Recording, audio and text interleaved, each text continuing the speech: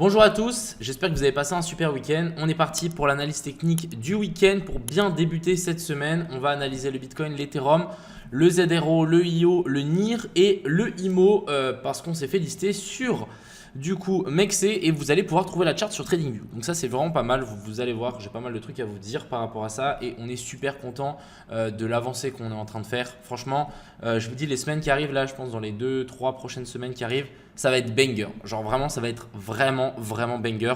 Je suis trop content de le partenariat qu'on va pouvoir faire. Enfin bref, sur ce, je vous souhaite à tous un excellent visionnage. On est parti. Crypto, million. Crypto, million. Crypto, million. Alors, commençons directement ici par ce BTC. Est-ce que vous vous souvenez du range du lundi? On avait le range du lundi là et le range du haut de la semaine passée. Ça n'est toujours pas sweep. On n'a toujours pas eu une manipulation au nord et au sud. Et ce qu'on va pouvoir remarquer ici, c'est qu'on est dans une espèce de compression. Si on tire une ligne par rapport à ces sommets, on ne va pas prendre la mèche de liquidation. On a du coup des plus bas, des sommets toujours plus bas. Et ici, on a vraiment des plus bas toujours plus hauts. Donc en vrai, on est dans un espèce de triangle de compression. Alors, comment trader ces triangles de compression? Ce n'est pas forcément quelque chose que moi je conseille à trader. Mais quand on est dans une tendance haussière et qu'on a un triangle de compression, il y a beaucoup plus de chances qu'on casse vers le haut et que simplement on continue vers le haut. N'oublions pas que les cryptos, c'est quelque chose de manipulé. Donc c'est aussi possible qu'on fasse une déviation ici au nord. Hop, on récupère ça et ensuite on rechute, on vient récupérer les lots et ensuite après on repartirait vers le haut. Pourquoi on fait ça? Simplement pour prendre l'argent au plus de gens. Tous les gens qui vont vouloir long ici le breakout, en fait ils vont se faire rect. Les gens qui ont shorté, du coup ils vont se faire rect par ce fake out. On va récupérer le lot, du coup les gens vont dire qu'on a breakout le lot, ils vont de nouveau shorter et ensuite on va du coup de nouveau les rect et repartir vers le haut. Donc ça c'est vraiment une pattern qu'on va faire et qu'on va voir extrêmement souvent sur les cryptos, surtout d'ailleurs même sur les cryptos. Donc c'est pas forcément quelque chose que je vais prendre en compte, mais en tout cas ce qui est sûr c'est qu'on est en train d'accumuler des liquidités au nord et au sud et moi en tant que trader de liquidité je vais simplement attendre qu'on ait un côté qui soit pris et ensuite si on a une pattern pourquoi pas shorter pour target les liquidités de l'autre côté. Peut-être on fait ça, donc c'est la même chose. On passe ici sur ces lots, on récupère les liquidités et ensuite pourquoi pas trouver un long. D'ailleurs, pour moi, ce serait le scénario que je préférerais, c'est faire un truc comme ça. Si on passe en daily, même on va passer en weekly, je pense que c'est intéressant parce que la bougie weekly va se terminer dans 10 heures. Donc vous voyez qu'on a une FVG juste ici placée ici en dessous. Donc on peut potentiellement la semaine prochaine faire une bougie rouge et venir récupérer cette zone pour ensuite vouloir repartir. C'est quelque chose qui est faisable. Ou on peut suivre aussi les liquidités M2 et directement continuer à pumper. On est toujours dans cette zone d'OTE, on est dans la zone OTE de tout le mouvement baissier. Pour le moment, est-ce qu'on a un setup baissier? Pas du tout.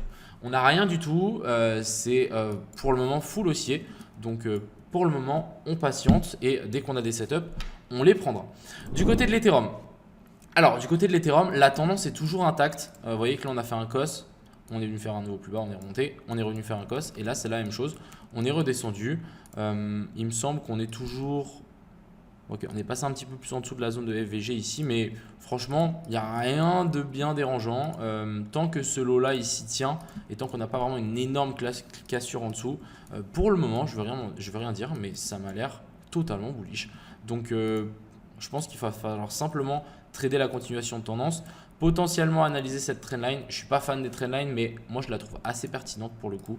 Donc à voir si on fait un truc comme ça et on pourra peut-être chercher une nouvelle jambe haussière. Du côté de la dominance du Bitcoin, je voulais quand même vous l'analyser parce que je la trouve super intéressante.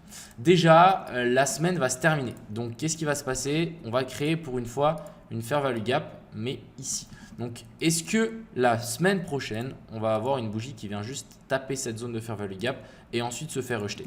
Ça va être quelque chose que je vais surtout surveiller parce qu'en fait, on a prise de liquidité ici et c'est quelque chose qu'on fait assez souvent. De plus, si on passe un petit peu plus en low time frame, pour le moment, on a bel et bien une inversion structure. Là, on est venu faire un COS boss. Donc, la petite tendance qui était ici est inversée. On est repassé en haussier. Et puis, on est toujours dans la fair value gap ici en weekly qui tient vraiment extrêmement bien. Donc, pour le coup, la chart reste totalement bullish. En tout cas, en weekly et en 4 heures. Maintenant, on va voir comment ça va se goupiller avec cette zone de fair value gap. Mais encore une fois, on verra. Je suis pas je suis pas convaincu non plus que on descende directement, mais on a déjà un petit peu des signaux. On verra. Ensuite, parlons du Solana. Le Solana. Qu'est-ce qu'il va nous faire? Alors, déjà, moi, ce que ici je vois, c'est la FVG qui a été touchée et on va créer cette zone de fair value gap ici en weekly, juste en dessous. Donc, pour moi, ça serait une super entrée. Super entrée, elle est ici à partir de la zone des 160. Si jamais on y revient et qu'on fait une inversion structure. N'oublions pas, hein, les gars, l'inversion structure, c'est la cerise sur le gâteau. Il faut absolument qu'elle soit là, sinon on ne prend pas le trade. Avec une petite inversion de structure ici en dessous, je pense que si on arrive à trouver ça, on pourra viser la zone des 220 $.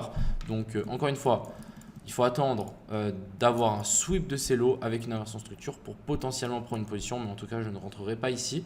Sinon, c'est pas grave, on va patienter tranquillement.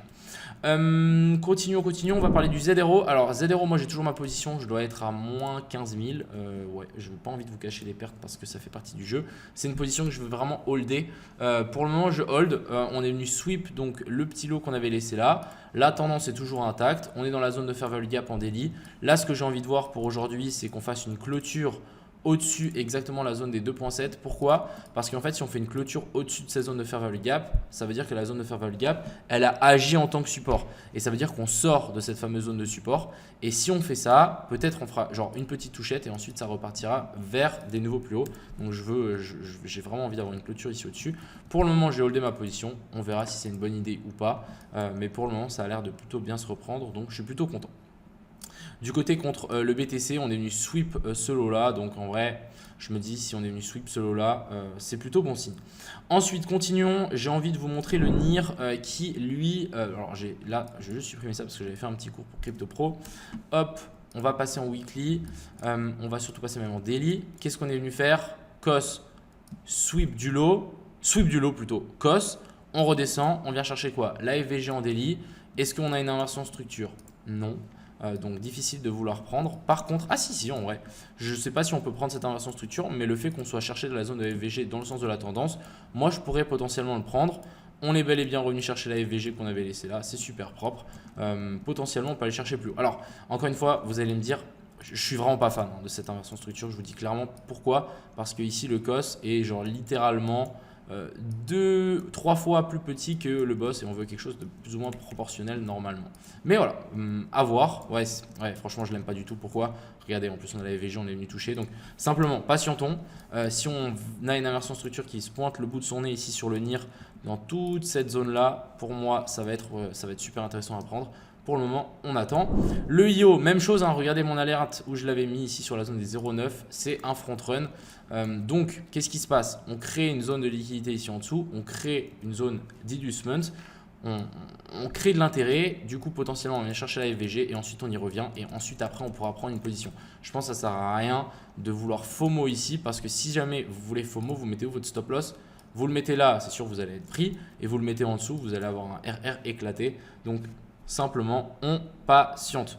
Je voulais vous montrer aussi Cookie qui a l'air de plus ou moins bien se reprendre. Hop, Cookie, j'aime beaucoup la zone dans laquelle on est ici. On est sur une zone pivot avec, je crois, une FVG. On a une FVG en daily qui pour le moment fait extrêmement bien le taf. Donc, à voir comment ça va se goupiller. Mais j'aime énormément le fait que cette zone de support ici, pour le moment, tienne. Et on va finir aujourd'hui avec notre cher ami IMO. Alors, IMO a été listé sur Mexc il y a quelques jours. On va juste revenir ici. Donc, on est listé sur Mexc. On est avec un nouveau market maker. Donc, c'est pas le même que du coup sur Bitunix. D'ailleurs, sur celui de Bitunix, il va être changé. Mais en tout cas, ici, ce qu'on peut voir, c'est que la chart, on est super. Donc, ça va permettre à encore plus de gens de pouvoir en acheter. Du coup, je dis trop de fois du coup. On a une charte sur TradingView. Alors, je m'excuse, la charte de TradingView normalement devrait être clean. Pourquoi? Parce qu'avant, il y avait un autre token qui s'appelait IMO sur Mexc qui s'est fait délister, qui était je ne sais pas ce que c'était. Donc, tout ça, ça va être supprimé et on va avoir une magnifique charte qui va arriver sur TradingView. Et la charte sur TradingView sera officiel, sera vraiment bien pour analyser IMO. Donc ça c'est super. Après encore une fois, si jamais vous voulez l'analyser, c'est toujours mieux d'aller sur DexTools ou DexScreener. Concernant les news qui arrivent, alors écoutez, on est en train de travailler avec toute la team là Parce que en fait pour moi c'est vraiment un des plus gros partenariats qu'on va pouvoir faire. Je suis vraiment super content qui arrive d'ici 2-3 semaines. Vous verrez qu'on a 2-3 petits ajustements techniques à faire. On l'a partagé directement sur Twitter, hein, je vous laisserai lire. Mais voilà, on a des petits ajustements techniques à faire pour simplement mettre tout en place pour notre partenariat plus tard. Donc ça va être trop bien et on va continuer comme ça. Donc n'oubliez pas qu'on est là pour du long terme et moi je suis super content de ce qu'on est en train de build avec toute la team, donc c'est top. Voilà un petit peu ce que je voulais vous dire aujourd'hui. Concernant le Bitcoin, je vois pas trop franchement d'inversion structure, il n'y a rien. Mine de rien, on a laissé vraiment full liquidité ici, mais genre quand je vous dis full liquidité, c'est vraiment full liquidité. Même ce lot n'a pas été touché, même la FVG qui était ici n'a pas été touchée. Bref, c'est quelque chose qu'on aurait vraiment voulu voir, donc c'est pas quelque chose que j'ai envie de voir en fait. Si on est haussier, je veux une touchette de ça avant de vouloir repartir. Par contre là, on prend pas ces zones, on laisse full liquidité. Ça veut dire que peut-être on est sur un scam, un pump scam du week-end et que lundi, ça peut se terminer en mini bain de sang. Je dis bien un mini bain de sang hein, parce que je vois mal le Bitcoin vraiment redescendre vraiment super bas. Mais déjà, si maintenant on vient chercher ce lot-là, ça peut être super. Potentiellement faire une correction en A, B et puis C. Déviation ici en dessous, tout le monde crie qu'on va aller chercher beaucoup plus bas et ensuite on repart vers de nouveaux plus hauts. Sur ce les gars, je vous souhaite à tous une agréable fin de week-end, une bonne semaine. On se revoit très vite. C'était Crypto Millions.